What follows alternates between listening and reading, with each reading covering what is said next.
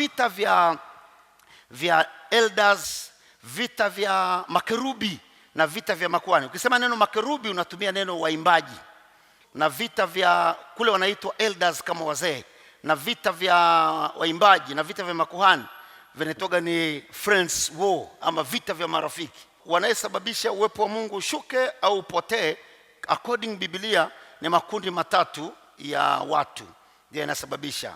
Kundi la kwanza ni viongozi, kundi la pili ni makerubi, kundi la tatu ni makuhani. Kama nitakuwa na time nitazungumzia hayo. Kwa hiyo ibada nzima inakuwa haina nguvu kwa sababu ya makundi. Nikisimama hapa nikipreach,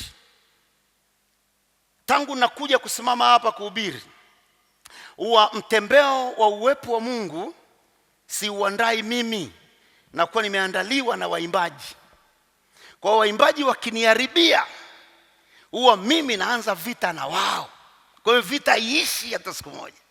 Na ndio maana tunawaambia church, ukimwona pastor ana fight na waimbaji, nyamaza, kwa sababu sio vita yenu hii. Waimbaji pia kama wanajitambua, huwa lazima wawe na vita na elders, kwa sababu mpaka waimbaji waharibu kuna saa elders. Kwa hiyo vita vya mtu wa mwisho ambaye anasababisha Mungu athibitishe, Marko mlango wa 16 mstari wa 20 anasema, naye Bwana akalithibitisha lile neno. Wakati Bwana anathibitisha neno lililohubiriwa ni kwa sababu elders kuna mazingira mazuri wameandaa. Moja ya mazingira mazuri ya elders kulingana na Biblia inasema, naeleza vitu kwa sababu wa Victory haso mnajua maandiko, ndio maana siwapi scripture sana. Waimbaji kule mbinguni kulingana na kitabu cha Ufunuo, walipoanza kuimba, Biblia inasema kile kiti cha enzi, Biblia inasema kilizungukwa na wazee.